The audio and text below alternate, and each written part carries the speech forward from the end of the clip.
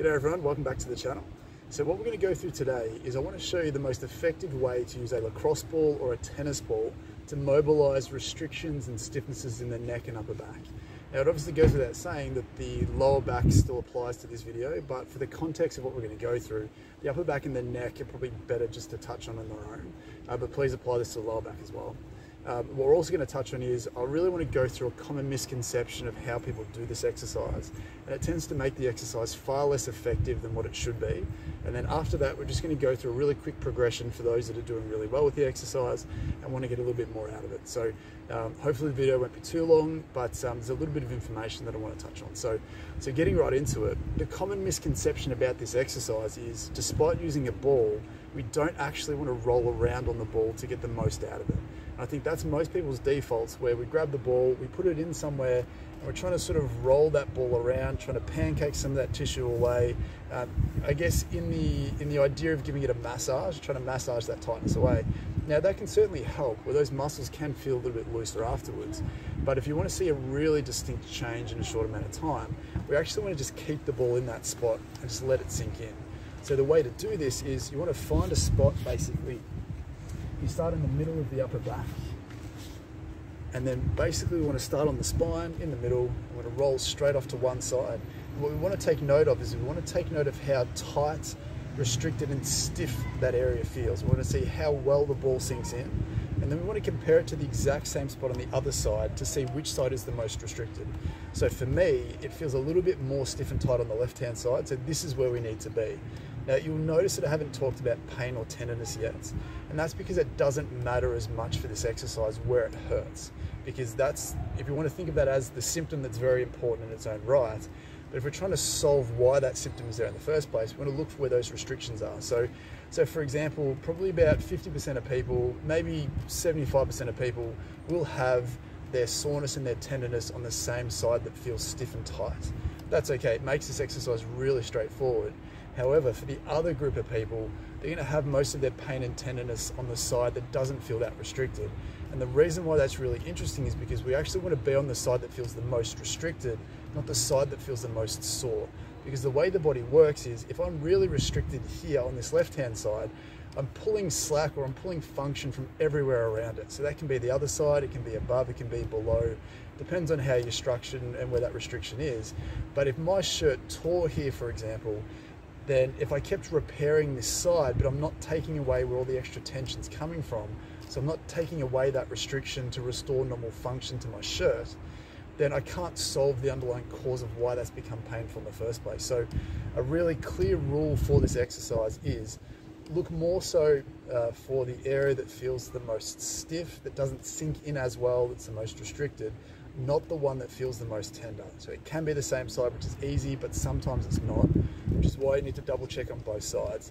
And the other important thing about that is that generally the restriction stays on the same side for a long time. It doesn't go from one level to the next as you work your way up and down.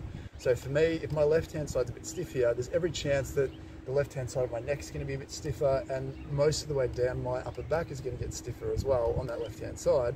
But if it does change to one side, generally it then follows the same pattern on that same side, because often what it is a consequence of the shapes and the postures that we get into. So it's really important that you're really not seduced by where the pain is, but you're looking for where the stiffness is. So again, for me, it's on that left-hand side. And the way that we want to do the exercise is really simple. We just want to find a spot that feels really interesting and stiff, and then we literally just want to let the ball press in. So we want to keep it there for about 30 seconds, for a minute, 2 minutes, depending on how restricted it is. If it is a little bit tender, if it is really stiff, a great way to speed up how quickly those symptoms go away is just to do some relaxed deep breathing. So just take a deep breath in, and then keep trying to sigh on the way out to really allow your nervous system to feel safe, allow it to relax, so it allows those tight restricted areas to give, allows those sensitized areas to become less heightened, less sensitized, so ultimately to free up that area as quickly as possible. So again, it's easy to do this on the floor, but if you're doing it up against a wall or a chair or anything like that, it's also fine, but a floor works better. So once you've had enough of one spot, all you want to do is just move it up a little bit, move it down a little bit, or move it a little bit closer to your shoulder blade onto the rib cage, and go looking for the areas that you feel are the most important. So it's very specific to you. It's very specific to what you feel, but just make sure you're looking for the stiffness and the tightness and the restriction, not just where it hurts, because you can be missing some really important low-hanging fruit going forward. So that's basically the exercise. It's not very interesting on the surface, but it's really, really effective. So making sure that you find those stiff spots, stay there for a period of time until it frees up. Do some deep breathing, some relaxed deep breathing, just to allow those tissues to give a little bit faster, allow that sensitization to desensitize and feel less tender, and then just move it along, up and down, depending on where you feel you need to be. Now, if we're doing it in the neck, and the reason why I wanted to include the neck is it's slightly different technically. So the same idea in that you want to start in the middle and then roll it off to the side, but sometimes the ball can shoot out quite easily when you do this. So the little hack, I guess, that you need to do with this is you want to start in the middle, then turn your head gently to the side that you're on, and then move the ball around until you find that stiffness. So you're basically just allowing the ball to be perched on the bony column of your neck, and it makes it easy to dig the ball in and to keep it there for a long period of time. So again, we're looking for stiffness and tightness. Compare it to the other side. Maybe this side feels a little bit tender. It doesn't matter because this side feels the most stiff. I'm just going to stay here until I feel like it goes away, or at least gets a bit better. So you can spend 10 minutes doing this. You can spend an hour doing this if you're on the floor watching a good movie. But the goal is that you should feel immediately looser before and after, after you've done this, so you can compare before and after to make sure that you see that.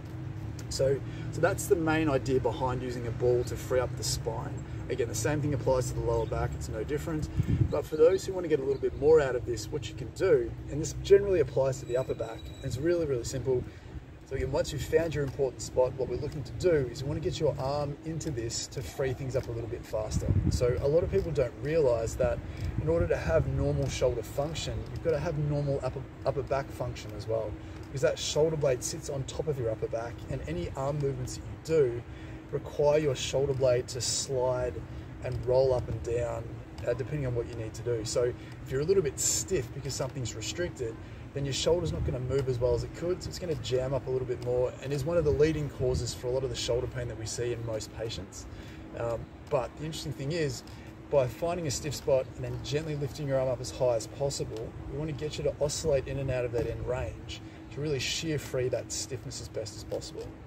So for me, I find a really good spot just here near my shoulder blade. It's a little bit tender, but it also feels really restricted. So this is as far up as I feel comfortable going without it feeling too sore. But the really great thing about using your arm is that the more you do this, in no time at all, you'll see that the arm just keeps going further and further back. So we're using movement to shear free that stiffness and tightness through the rib cage, through the upper back. And in no time, I can start touching the wall that I'm leaning up against. So it's a really great way to make the exercise even more effective. Obviously, if this is too tender for someone, then you can use a tennis ball, which is a little bit more gentle, obviously. Then if it's also a little bit too sore, you can regulate what surface they're on. So if someone's on the floor on hard wood, obviously it's going to be harder. Carpet is better. If it's still too sore for a lot of people, you can lean up against a wall. It just makes it easier to free tissue up if it's not too tender. So that's essentially the best way to do the exercise. I completely understand that rolling is a common way to do it, but when we're trying to make the most effective change in the shortest amount of time, staying on the one spot for a while will definitely free up a lot of that trigger point soft tissue stuff. But it will also start to capture some of that deeper joint restriction, which a lot of people neglect and completely overlook because they're glossing over the surface with the ball. So hopefully that was helpful. Let me know in the comments how you go. In the meantime, I hope that helps, and then we'll see you next time.